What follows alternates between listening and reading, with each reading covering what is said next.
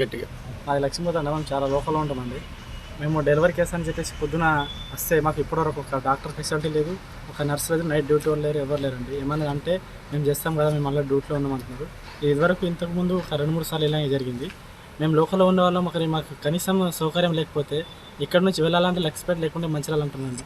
అంత దూరం వెళ్ళేసరికి వ్యక్తికి ఏమైనా జరిగితే ఎవరైనా రెస్పాన్సిబిలిటీ? మాకు ఇక్కడ ఎలాంటి ఫెసిలిటీ లేదు. ఇప్పుడే కాదు, ఇదివరకు మా జనారం మండలానికి ఈ గవర్నమెంట్ హాస్పిటల్ అనేది ఒక పేరుకి మాత్రమే. కానీ ఎవరు వచ్చినా, ఒక జ్వరానికి వచ్చినా, ఒక బీపీ పేషెంట్ అని, ఒక హార్ట్ పేషెంట్ అని ఎవరు వచ్చినా కానీ ఒక 2 ట్యాబ్లెట్ ఇచ్చి మాత్రమే పంపిస్తున్నారు. కానీ కనీస చికిత్స కూడా ఇవ్వట్లేదు. ఒకవేళ ప్రెగ్నెన్సీ వాళ్ళకు ఐరన్ బాటిల్స్ కోసం వస్తుంటే ఇక్కడ పడుకోవడానికి, వాళ్ళకి ఐరన్ ఎక్కించడానికి కూడా కనీసం ఒక బెడ్స్ కూడా చక్కగా లేవండి. ఇక్కడ ఒక 2 నుంచి 3 బెడ్స్ ఉన్నాయి. ఒక వ్యక్తి వచ్చి, ఒక ప్రెగ్నెంట్ క్యాండిడేట్ వచ్చి ఒక 2-3 గంటలు వెయిట్ చేస్తే కానీ వాళ్ళకి ఐరన్ బాటిల్ ఎక్కిస్తలేరు. మేము ఇదివరకు చాలాసార్లు వచ్చాము ఇక్కడ. ఇలాంటి పరిస్థితి ఎన్నిసార్లు చెప్పినా కానీ ఏ రియాక్షన్ లేదు ఇక్కడ. ఈ విషయాన్ని మాత్రం ప్రభుత్వానికి తీసుకెళ్ళి మా జనరం మండలానికి ఒక మంచి డాక్టర్ని పెట్టి ఒక మంచి ఫెసిలిటీని కలిగిస్తారని కోరుతున్నామండి.